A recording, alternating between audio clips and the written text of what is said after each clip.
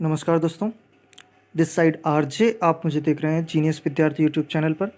दोस्तों, बहुत लोगों की डिमांड आ रही थी, बहुत सारे कैंडिडेट्स डिमांड कर रहे थे कि इंग्लिश वीक है, इंग्लिश की थोड़ी सी मैं प्रैक्टिस करा दूं। तो दोस्तों, जितना मेरे से हो सकता है उतना प्रैक्टिस मैं आपके लिए, प्रैक्टिस क्वेश्चंस मैं आपके लिए लेकर के आया हूं। तो यहाँ पर ज़्यादा से ज़्यादा रूल्स को हम कवर करने की कोशिश करेंगे। तो वीडियो को स्टार्ट करते हैं। और इसमें आपका रोल क्या रहेगा, नीचे चैट सेक्शन खुला हुआ है। क्वेश्चन का आंसर मेरे देने से पहले आपको उसमें टाइप करना है और वो चैट सेक्शन में मैं आपके आंसर देख रहा हूँ। ठीक है, तो स्टार्ट करते हैं। पहला क्वेश्चन है आपके सामने। He went space college to meet his friend. कह रहा है कि वह कॉलेज गया उसके दोस्त से मिलने के लिए। आर्टिकल का क्वेश्चन है, ए एंड डी से फिल करना है। दोस्तों, एक चीज़ हमें समझनी होगी कि कॉलेज, स्कूल, बेड, हॉस्पिटल, इन जगहों पर जब हम जाते हैं और हम उस उद्देश्य के लिए जाएं जिस उद्देश्य के लिए ये बने ही नहीं हैं, हो सकता है समझ नहीं आया होगा। अगर मैं स्कूल में पढ़ने के अलावा किसी और काम से जाऊं, कॉलेज में मैं पढ़ने के अलावा किसी और काम से जाऊं, हॉस्पिटल में मैं अपनी तबीयत चेक कराने के अलावा किसी और काम से जाऊं, और मंदिर में, टेम्पल में मैं पूजा करने के अलावा किसी और काम से जाऊं, तो वहाँ पर हम उसके साथ दे आर्टिकल का यूज़ करते हैं। और जिस चीज़ के लिए ये बने हैं उसी काम के लिए जाऊं तो हम द आर्टिकल का यूज़ नहीं करते हैं। यहाँ पर आपने देखा होगा, आपने पाया कि वह कॉलेज गया किस काम के लिए, पढ़ने के लिए नहीं गया, वह उसके दोस्त से मिलने के लिए गया, तो हम द आर्टिकल का यूज़ कर देंगे। लेकिन ये हम बोलते कि वह कॉलेज गया, he went to college to study, तो हम फिर कॉलेज के साथ द आर्टिकल का यूज़ नहीं करते। आई होप आपको क्लियर हुआ होगा। सेकंड क्वेश्चन आपके सामने है, she space TV when her husband came. दोस्त, यहाँ पर हमें एक चीज़ क्लियर समझ आ रही है कि जो सेंटेंस दिया गया है वो किस में है, पास्ट इंडेफिनिट टेंस में है। हम ये कह सकते हैं कि सेंटेंस पास्ट टेंस में दिया गया है, तो कंप्लीट सेंटेंस हमें पास्ट सेंटेंस में हम इसको पास्ट में रखेंगे, पास्ट टेंस में। एक बार हम इसकी उस पर भी चलने की कोशिश करते हैं। सेंस पर क्या कहना चाह रहा है कि वह टीवी देख रही थी जब उसके हस्बैंड आए, तो देख रही थी, वॉज वॉचिंग यहाँ पर सिंपली हो जाना है। एक बार आप कमेंट बॉक्स में मेरे को बता भी दीजिए कि हमारी स्पीड कैसी है। अगर स्पीड धीरे है तो हम तेज़ करेंगे, अगर तेज़ है तो इसको हम धीरे करेंगे। बस हमारा मेन मोटो है कि हमारे कंसेप्ट क्लियर होने चाहिए और हम एग्ज़ाम में उस कंसेप्ट से रिलेटेड अगर क्वेश्चन आता है तो उसको हम सही करें। नेक्स्ट क्वेश्चन आपके सामने है, थर्ड क्वेश्चन कह रहा है कि neither you nor he space to go now. दोस्त, यहाँ पे एक ही कंसेप्ट काम करता है। अगर आपके पास आइदर और आए या नाइदर नॉर आए, तो जो और या नॉर के बाद जो लगा हुआ है, नाउन, प्रोनाउन, सब्जेक्ट, उसके अकॉर्डिंग हमें वर्ब लगानी होती है। अब यहाँ पे नाइदर के बाद यू लगा हुआ है, जिससे हमें कोई लेना देना नहीं है। नॉर या और के बाद जो भी लगा होता है उसके अकॉर्डिंग हम वर्ब प्रिफर करते हैं। तो ही लगा हुआ है, कहना चाह रहा है कि neither you nor he is go now, तो ही के साथ हम सिंगुलर वर्ब का यूज़ करेंगे। फोर्थ क्वेश्चन आपके सामने है, Rahul as well as his sisters space present in the party. तो दोस्त, जब भी एज वेल एज का कंसेप्ट आपके सामने आता है तो यहाँ पर भी वही चीज़ काम करती है, एक रूल काम करता है कि जब एज वेल एज आपके सामने आए तब एज वेल एज से पहले जो नाउन या प्रोनाउन लगा हुआ है उसके अकॉर्डिंग हम वर्ब का यूज़ करते हैं। राहुल यहाँ पर सिंगुलर है, तो हमारा राइट आंसर क्या हो जाएगा, Rahul as well as his sisters was present in the party. अब जल्दबाजी में हम क्या करते हैं कि हिज सिस्टर्स देखते हुए यहाँ पर प्लूरल लगा हुआ है, तो यहाँ पर हम प्लूरल वर्ब को फिल कर देते हैं, जो कि हमारा गलत आंसर बन जाता है। एज वेल एज देखते ही हमें एज वेल एज से पहले जाना है और उसके अकॉर्डिंग हमें क्या लगानी है, वर्ब का यूज़ हमें करना है। क्वेश्चन नंबर 5 आपके सामने है, बहुत ही एक इम्पॉर्टेंट कंसेप्ट यहाँ पर काम कर रहा है। The principal and class teacher space against the proposal. यहाँ पर दोस्त समझने की कोशिश करिएगा कि प्रिंसिपल के साथ द आर्टिकल लगा हुआ है लेकिन क्लास टीचर के साथ द आर्टिकल नहीं लगा हुआ है। इससे हमें एक चीज़ समझनी है कि जब दोनों के साथ अलग अलग आर्टिकल लगा हुआ है, प्रिंसिपल के साथ भी द आर्टिकल लगा होता, और क्लास टीचर के साथ भी द आर्टिकल लगा होता तो हमें ये बात समझनी थी कि यहाँ पर दो अलग अलग लोग हैं, यानी कि हमारा प्रिंसिपल अलग आदमी है और क्लास टीचर अलग आदमी है। लेकिन अगर दोनों के साथ अलग अलग आर्टिकल नहीं लगा हुआ है तो हमें ये समझना है कि हमारा प्रिंसिपल ही हमारा क्लास टीचर है, यानी कि क्लास टीचर और प्रिंसिपल एक ही आदमी है, यहाँ पर अलग अलग आर्टिकल नहीं लगा हुआ। तो इसलिए हम क्या समझ में आया, हमें हमें ये समझ में आया कि the principal and class teacher एक ही आदमी है, तो यहाँ पर हमें सिंगुलर वर्ब का यूज़ करना है, तो इसलिए हम वॉज का यूज़ कर देंगे। The principal and class teacher was against the proposal. 6 number question आपके सामने है, कह रहा है कि he ordered as if he was my master. यहाँ पर हमें एरर फाइंड करनी है। दोस्त हमारे सिलेबस में कंजंक्शन दिया गया है, तो कंजंक्शन में यहाँ पर एक कंजंक्शन लगा हुआ है एज इफ़। एज इफ़ दोस्त एक ऐसा कंजंक्शन है जो हमें क्या बताता है, एज इफ़ का मतलब होता है कि मानो कि, मानो कि बोल रहा है कि उसने मुझे ऐसा ऐसे ऑर्डर दिया मानो कि वो मेरा मास्टर है, लेकिन यहाँ पर है नहीं। जब भी यहाँ पर इमेजिनरी सेंटेंस बन जाएंगे, जब भी मानो की बात आ जाएगी, एज इफ़ आ जाएगा, तो एज इफ़ के बाद कोई भी नाउन या प्रनाउन लगा हुआ हो, सिंगुलर या प्लूरल, हमें जो वर्ब देनी है वो हमेशा क्या देनी है, वर ही देनी है। हमेशा हमें वर्ब वर देनी है, चाहे यहाँ पर ही आए या यू आए, कुछ भी आए, वॉट एवर। जब भी एज इफ़ आपको कंजंक्शन दिखे तो उसके बाद हमें वर देना है। तो यहाँ पर एरर किस पार्ट में हो जाएगा, सी पार्ट में यहाँ पर एरर हमारा हो जाएगा। चलते हैं किसकी तरफ, नेक्स्ट क्वेश्चन की तरफ। क्वेश्चन नंबर 7 क्या कह रहा है, क्वेश्चन नंबर 7 कह रहा है कि the number of persons interested in psychology are generally small. ठीक है, अब मैं डायरेक्ट कंसेप्ट की बात करता हूँ कि जब भी द नंबर आपके सामने आ जाए तो द नंबर के बाद जो नाउन आता है वो प्लूरल आता है और जो वर्ब आएगी वो सिंगुलर आएगी।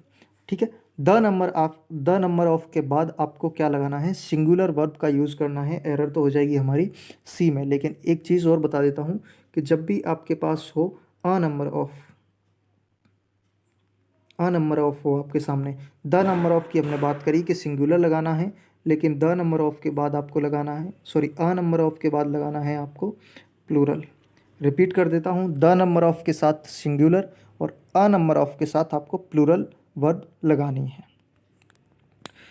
चलते हैं क्वेश्चन नंबर 8 की तरफ। He is one of the richest man in the world. दोस्त समझने की कोशिश करिएगा कि जब भी हम वन ऑफ द की बात करते हैं तो वन ऑफ द इसके बाद हमेशा हमें प्लूरल नाउन लगानी होती है। ठीक है, हमेशा हमें प्लूरल नाउन लगानी होती है। तो वन ऑफ द के बाद जो रिचेस्ट मैन आया है, रिचेस्ट तो अपने आप में क्या है, एक रिचेस्ट अपने आप में एक एडजेक्टिव है और मैन यहाँ पर सिंगुलर लगा हुआ है, तो हमें क्या करना है, इसको प्लूरल में कन्वर्ट करना है। प्लूरल कैसे बन जाएगा, MEN। तो यहाँ पर एरर बी पार्ट में हो गया। अब कंसेप्ट क्या है, कंसेप्ट ये है कि जब भी वन ऑफ के बाद जो भी नाउन आएगा वो प्लूरल फॉर्म में आएगा। One of my friend is a doctor नहीं होता है, वन ऑफ माई फ्रेंड नहीं, वन ऑफ माई फ्रेंड्स होता है। चलते हैं नेक्स्ट क्वेश्चन की तरफ। क्वेश्चन नंबर 9 आपके सामने कह रहा है कि not only she but also all her sisters has been married since long.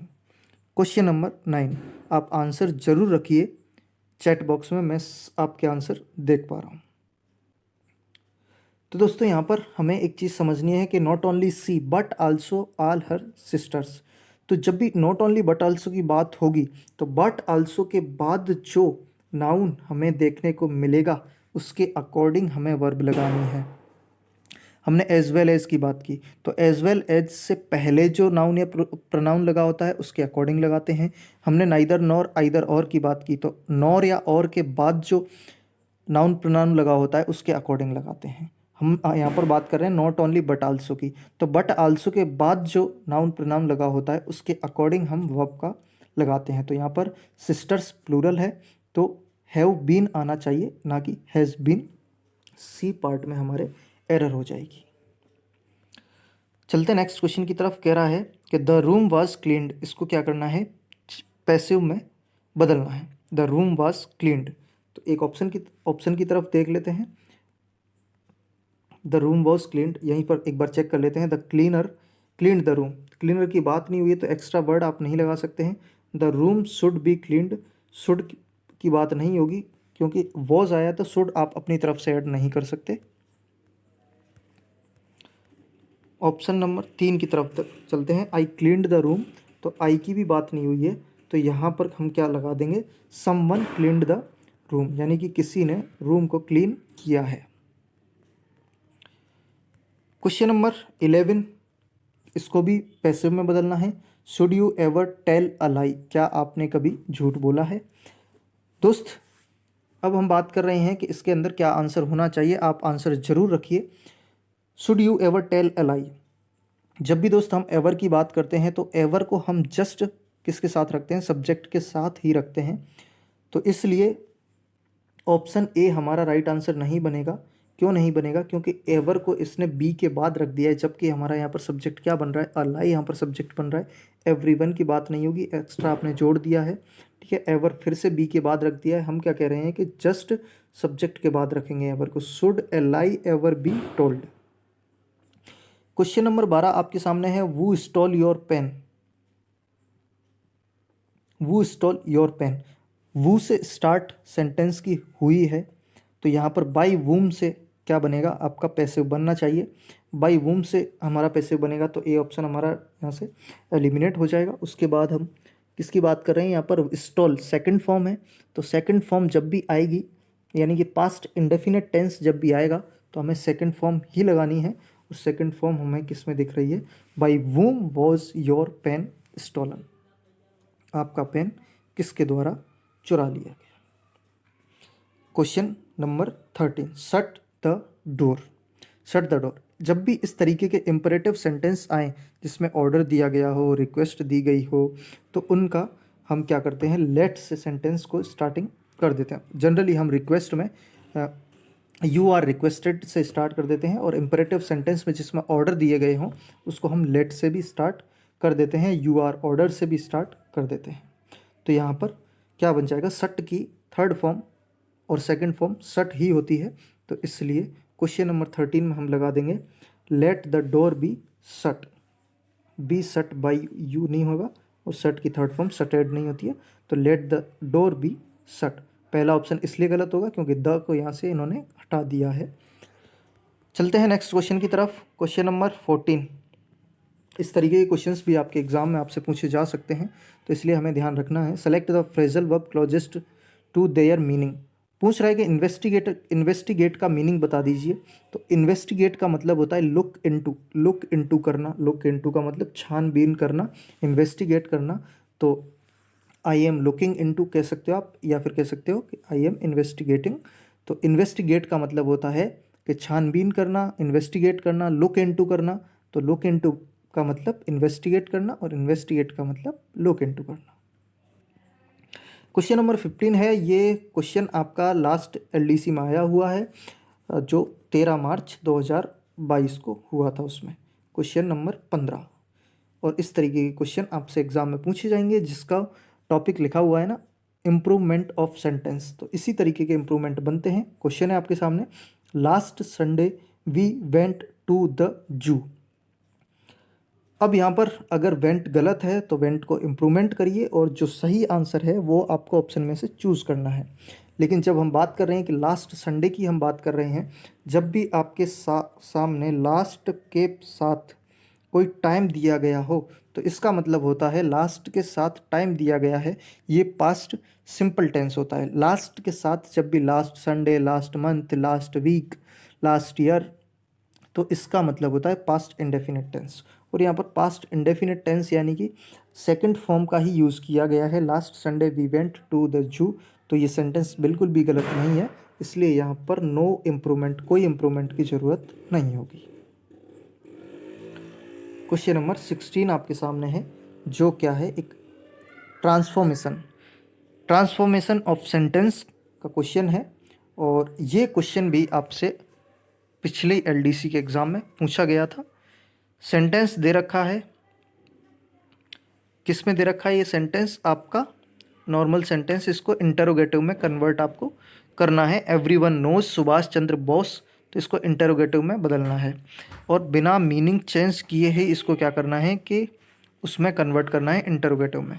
Transformation का मतलब यही होता है कि आपको सेंटेंस का रूप बदलना है लेकिन मीनिंग नहीं बदलना चाहिए। अब यहाँ पर एक बोल रहा है कि एवरीवन नोज सुभाष चंद्र बोस, इसका मतलब है कि सुभाष चंद्र बोस को सभी जानते हैं। या तो मैं इस लाइन को इस तरीके से कहूँ कि सुभाष चंद्र बोस को सभी जानते हैं, या फिर मैं इस तरीके से कहूँ कि सुभाष चंद्र बोस को कौन नहीं जानता। इस लाइन का भी मतलब वही है कि सुभाष चंद्र बोस को सभी जानते हैं।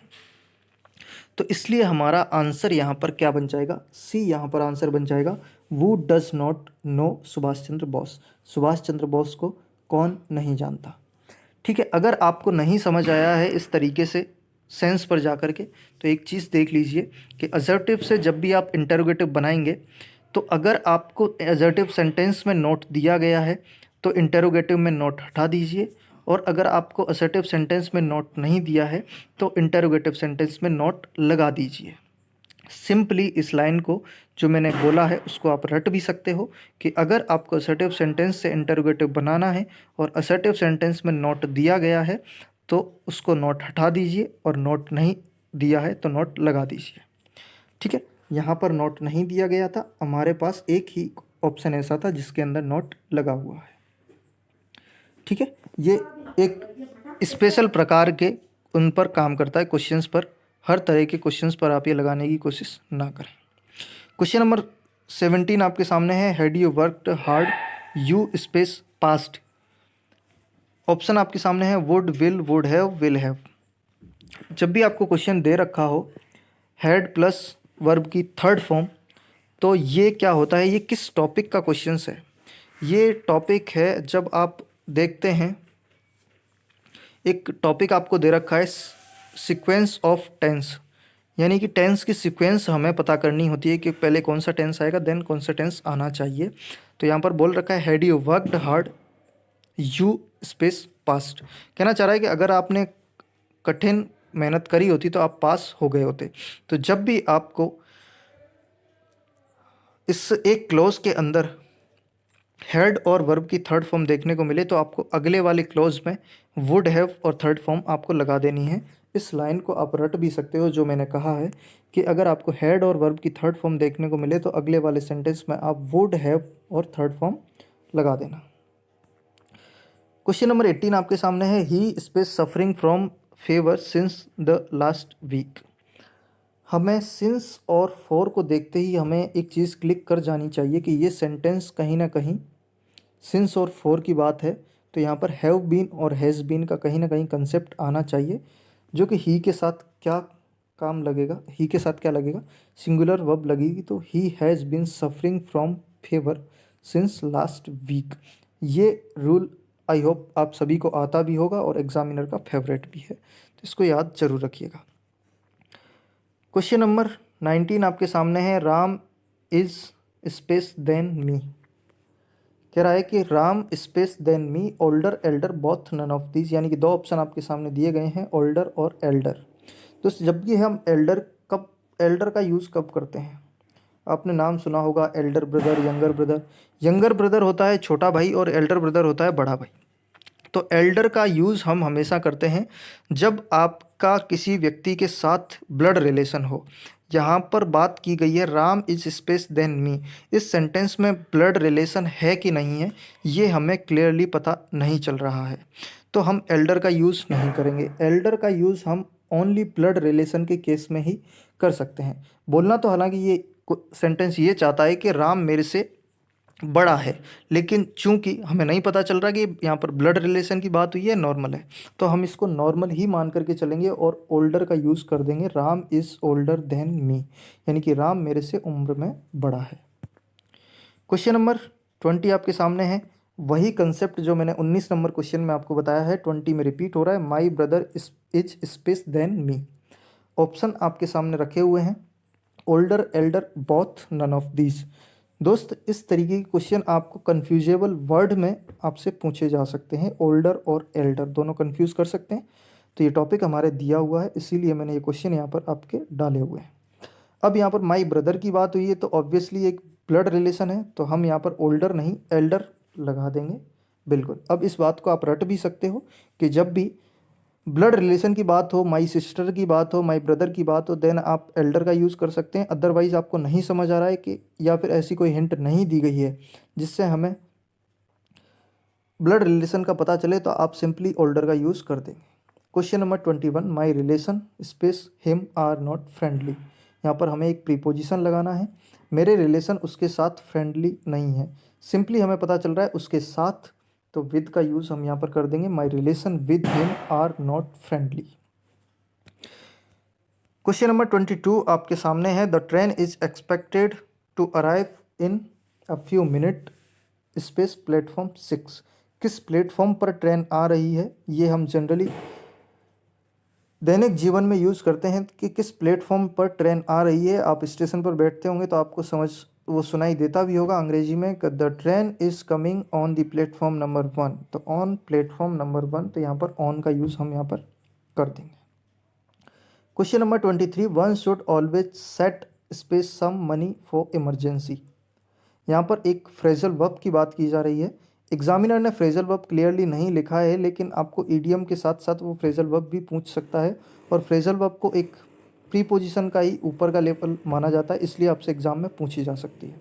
कहना चाह रहा है कि हर किसी को थोड़ा सा पैसा साइड में रखना चाहिए, बचा के रखना चाहिए इमरजेंसी के लिए। तो थोड़ा सा पैसा साइड बचा के रखना, साइड रखना, इसके लिए हम क्या वर्ड यूज़ करते हैं? Set aside. Set aside use करते हैं ना। क्वेश्चन नंबर 24 आपके सामने है। The examination will commence space next week. Question number 24, answer आप कमेंट बॉक्स में आप रख सकते हैं, मैं आपके आंसर देख पा रहा हूँ, ठीक है। तो examination will commence next week कहना चाह रहा है कि जो एग्जामिनेशन है वो स्टार्ट होंगे, कब से स्टार्ट होंगे? नेक्स्ट वीक से स्टार्ट होंगे। तो इसका आंसर जो है सिंपली फ्रॉम हो जाएगा कि नेक्स्ट वीक से स्टार्ट होने जा रही हैं। क्वेश्चन नंबर 25 आपके सामने है। I space him on this point. जब भी एग्री की बात होती है तो एग्री के साथ टू भी आंसर, एग्री के साथ टू भी लगता है, एग्री के साथ विद भी लगता है, लेकिन हमें यहाँ पर क्या लगाना है? Agree with. जब भी किसी प्रपोजल के साथ आप एग्री करते हैं देन आप एग्री टू लगाओगे, सॉरी एग्रीइंग नहीं, एग्रीड विद। आप आंसर सी बनेगा यहाँ पर। जब भी आप किसी व्यक्ति के साथ एग्री करेंगे, यहाँ पर आई हिम के साथ एग्री कर रहा है, तो जब भी आप किसी व्यक्ति पर्सन के साथ एग्री करेंगे तो आप एग्री विद करेंगे। लेकिन अगर आप किसी बात पर एग्री करते हैं, किसी पॉइंट पर एग्री करते हैं, किसी प्रपोजल पर एग्री करते हैं, देन आप एग्री टू करेंगे। तो ये हमने बहुत ज़्यादा इंपॉर्टेंट 25 क्वेश्चंस का डिस्कशन किया है। इनकी प्रैक्टिस आप जीनियस विद्यार्थी एप्लीकेशन पर भी फ्री क्विज़ में कर सकते हैं। फ्री क्विज़ के साथ साथ आप अगर सीरियस कैंडिडेट हैं तो आप इंग्लिश की पर्टिकुलर टेस्ट सीरीज़ भी ले सकते हैं, उनमें भी इसी तरीके के क्वालिटी क्वेश्चंस आपको मिलते हैं। और इंग्लिश के अलावा भी इंग्लिश की आपको टॉपिक वाइज टेस्ट सीरीज़ मिलेगी मात्र 99 में। इसके अलावा आप full length test, full syllabus test भी ले सकते हैं जीनियस विद्यार्थी एप्लीकेशन पर, वो भी आपको 99 में मिल जाएंगे। और 30 टेस्ट मिलेंगे आपको, जिसमें से 15, 16 के आसपास अभी अपलोड हो चुके हैं, बाकी वीक में 2 अपलोड होते रहते हैं। बाकी मैं फ्री में यहाँ पर सारी इस तरीके की प्रैक्टिस यूट्यूब पे भी आपको करवाता रहूँगा, लेकिन वो वीडियो आपको तब मिलेंगे जब आप चैनल सब्सक्राइब करके बेल आइकन को ऑन करके रखोगे तब। और ये वीडियो पसंद आए तो वीडियो को लाइक ज़रूर करें। अगर आपके आसपास दोस्त कोई हाईकोर्ट एलडीसी के लिए तैयारी कर रहे हैं और इंग्लिश में दिक्कत चल रही है तो ये वीडियो उनको शेयर ज़रूर करें। जो भी आपके सुझाव हैं कमेंट बॉक्स में रख दीजिए। मैं मिलता हूँ आपसे अगली वीडियो में। Thank you so much.